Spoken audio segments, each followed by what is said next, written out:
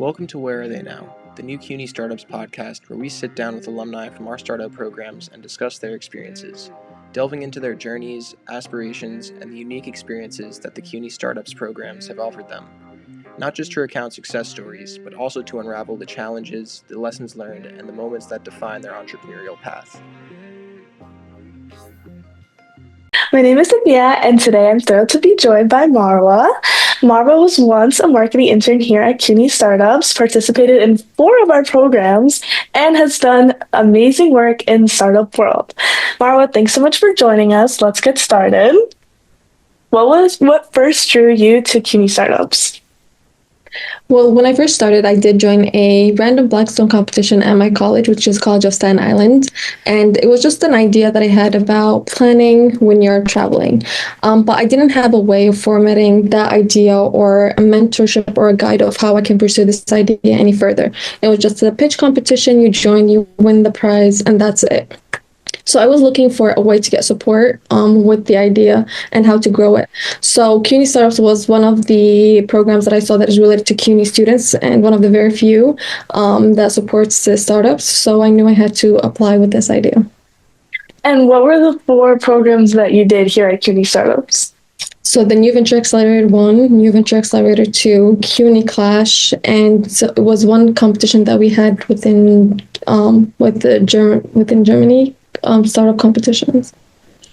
And so you were also a marketing intern like me. So how was that? So it was really fun of how you have to be creative in order to tell students about these amazing programs that we have here at CUNY that supports founders. It was trying to figure out ways that we can get the message across of like, what is CUNY Startups and what are the programs? Yes, it is for ideas and ideas to grow them, but it's also ways to gain a lot of skills. Even if it's not something that you want to pursue in the long run, it is something that you can take these skills as transferable skills to whatever job that you are or career that you have a set mind on. That's great advice for me. So looking back, what was the most valuable thing you took away from your time here at CUNY Startups? A lot. I would say one of the most important things is the mentorship and the network that we've gotten. We are still in contact with a lot of the students that were once in these programs. And it's a very warm community that you built throughout these programs. Even though some of them do not continue on with these projects, they always check up on you. And they're the best supportive system that you can have. When it's always like, well, I have this idea and have the idea. And what I really loved is students are willing to share their ideas, their resources. And it wasn't like anything or anyone gatekeeping any resource that they found. It's always people loved sharing information. That's what I really loved about CUNY Startups community. Amazing. So you co-founded EasyMeets in 2023. What inspired that idea? So EasyMeets is an app that simplifies planning, the process of planning Hangouts and trips. So think of it of the process of just creating one simple plan with your friends, of you having to find a place, a nearby place that you want to visit. If it's an activity, you want to go to a restaurant afterward, and so on. What usually happens is you find a lot of places on social media, but what we all tend to do, save it and then tend to forget about it. So that is the main issue that we saw that we were facing as founders and other people within CUNY schools. So we were trying to figure out a way, all right, what if these social media accounts can save these places according to location? What if these places can tell you, all right, this is a cafe that you have saved and you are around in that area. It's just there's no way for you to track any of these things unless every single time you see a place, you go to Google Maps, you save it, and so on. Every single time. And you know how social media works. It's random. It's never like, I'm like scrolling and I see places. No, it's like you're scrolling for a couple of things. The very first thing you do, you see of a place that you're interested, you click save. And usually people just never look at these places of how tedious it is of like, all right, I see the place and then I have to go to Google Maps, look it up. All right, that's too far. Let me look up another place. And so back and forth. It was just a whole tedious process that there's no absolute reason for it to be this much when it's just, I want to go out. That's it. The plan should be as simple as that. I'm already, my mind is set, I'm going out. EasyMeets would be the app that, okay, you open it, you see the places that you have previously liked, what is nearby you, and then we create a plan for you based on that. And what is great about EasyMeets that it creates for you a full plan. So what to do from place A to place B to place C, and you can select as many places as you want, and it will all plan within the radius of nearby locations. That's amazing. That is so needed right now. I save so many places, I forget about them. Like, I don't even remember they're there. So this, amazing. Oh my God. So building a startup probably wasn't easy. What's been the biggest challenge so far, and how did you push through? The biggest challenge, there's so many challenges that you go through building a startup. And joining a startup, you have to have a resilient mindset. Though no matter how many challenges you face, you will just keep finding solutions and try to be creative when finding these solutions. One of the main issues that we found was the technical part of it. All right, this is going to be a marketplace where we deal with small businesses and we deal with students. We deal with so many things. What is the right structure to maintain this technology? Was the main struggle, and it's an ongoing struggle that will forever be there for us. So the creative ways is like always seeking mentorship, talking to people that have done these kind of similar ideas of like, all right, what are the issues that you ran into, and just being outspoken of like, all right, this is the technical problem that we're running into, how do you think the best solution is? And that would, I would say, help in solving these challenges of like just talking to people of like what are the mistakes that they've done and how they would avoid it if they would do it again. God, I can't imagine how going through all those challenges. You're so brave for doing that. Really, you are. So on the flip side, what's been the most rewarding part of being a founder?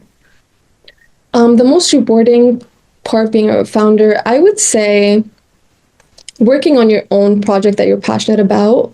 You are never like at the moment of like, all right, I don't want to do this work. You're always excited to actually continue working on this project. Even like no matter how hard it is, it's like always challenging. You're willing to learn new skills for the sake of this project. I would say the most rewarding thing is a lot of things that I learned through building EasyMeets. I'm not a UI designer, but I learned how to do some of the very basic UI design. I am not a marketing person, but like for social media, but I learned how to become creative with the kind of social media posts that I do. Partnerships, you have to become creative, like, all right, reaching to businesses and having the audacity. Being in a startup, you have to have a lot of audacity and delusion that this partnership will happen. So my biggest advice for anyone that is starting a startup is do not be the founder that is biased and work against yourself of like, oh, I'm not going to try this with your own assumptions. Try it, and the worst thing that can happen is a big no that you will get and you'll move on. It's not the end of the world. So I would say avoid founders' biases of like not trying things because you've assumed that it's not going to work. Try it first, see what is the outcome, and then based on that outcome, you make the decision. That's great advice. So I heard while being on board here at CUNY Startups, you are also doing internships, like other internships. What internships did you do, and how did you balance both being a marketing intern here at CUNY Startups and your other ones? So my other internships were actually in venture capital. And the reason why I did pursue venture capital is because I really wanted to understand from an investor perspective what makes them choose a company, funding in a company versus another one. And these internships were rewarding of like, all right, I understand the founder perspective, I understand the investor perspective. You as a founder, when you're pitching to these investors, what are the data room they should have? What are how you should design your pitch? How do you reach out to them? And you have to be consistent reaching out to investors. They get pitched hundreds of companies. How do you outstand all these other startups? So these internships, the way I maintained them, I would have like my days organized, like my hours for CUNY Startups were my hours for CUNY Startups, my hours for my other internships were like these hours for these internships. And that's actually really helpful that I do not feel like I'm working all the time. So that is like also another advice that I would have. If you're maintaining more than one thing, generally stick to the hours that you've assigned yourself for that job so you do not get overworked, or you would constantly think I'm always working when you're not. It's because, oh, I'll do it later. And then it just piles up. Mm-hmm. So having time, like organizing your time is very important, especially as full-time students. So for me, it was like Tuesdays and Thursdays days where where I had my Techstars internship. So when I was there, I was doing all my work there. When I leave, like I've completed everything, and same exact thing with CUNY Startups and for my classes. So having organizing your time and what are the things that you need to complete and your priorities would be important for you to lay them straight and like commit to it, not just all right, I have these things to do, and then keep pushing them. Oh my God, amazing. So, how did switching between those roles change the way you look at startups? Honestly, I saw from two different lenses. CUNY Startups was more focused for students and how we are flexible and being creative with our startups and ways we do things. And Techstars was more of like accomplished startups. So seeing it from two different lenses of like how students do it, how like bigger startups do it, it did give me an understanding of like if you're in a startup and you're genuine about your own company, how would you approach it? How would you approach building your startup? The lens I would say, I started at Techstars as a marketing intern actually, and then I kind of got promoted to investment intern. And like as a marketing intern, I did a lot of research of like companies, what make them, like the segment that we did on Instagram, what make them stagnant or make them successful. And that did help me with the investment internship itself of like thinking, all right, when we're analyzing these companies, how good they are, how's their traction, and so on. Amazing. So, what did those experiences teach you about the New York startup ecosystem? The New York startup ecosystem, I would say it's very diverse. And what I really like about it is I've learned a lot of different industries. And I'm always the person that is open-minded about learning different startups and what they're doing. I never limited myself just because I'm doing a consumer app. That's it. I'll just only stick to consumer apps. You never know how these other startups approach their business models or getting new customers can influence me to gain different ideas or be creative with the ideas that I have. So the New York startup ecosystem is actually growing.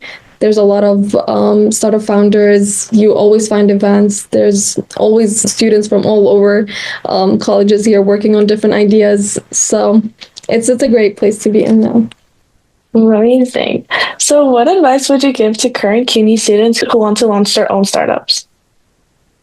My advice is have a genuine team that is interested and passionate and have the right skills. And also, do not be afraid to talk to people about your idea. The way me and my co-founder used to do is we would literally go around Baruch and talk to people, right? This is what we have, this is what we're building.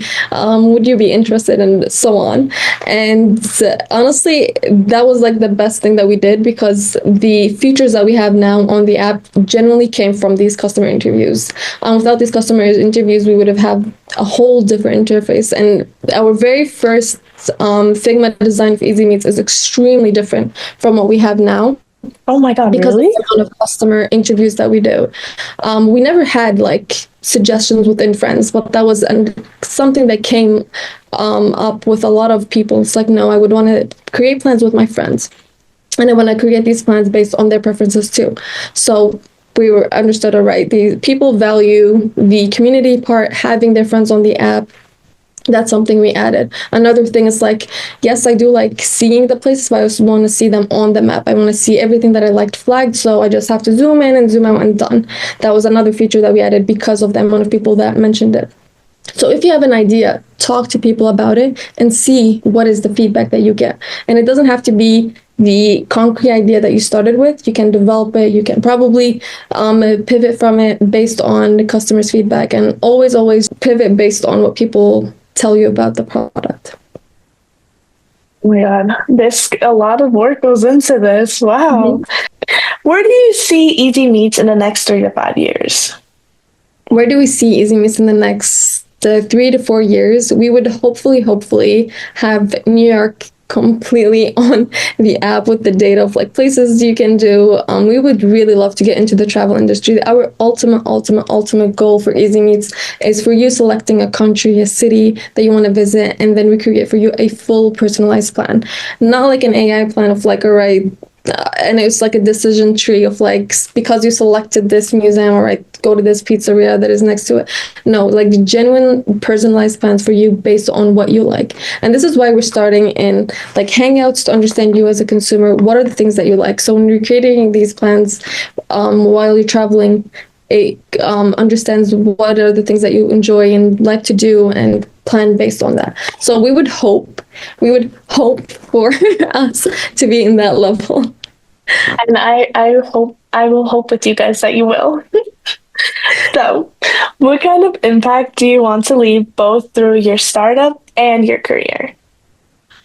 We would love for us to build the CUNY ecosystem for founders. I do believe we have a huge potential. There's a lot of students with a lot of ideas. It's just the resources are limited. I would love our footprint as EasyMeets, as founders, to show that it is possible. And we are seeing it. There's a lot of other people that actually started their own ideas. It's like, oh, we saw you guys pitching and we actually like had an idea and we pursued it.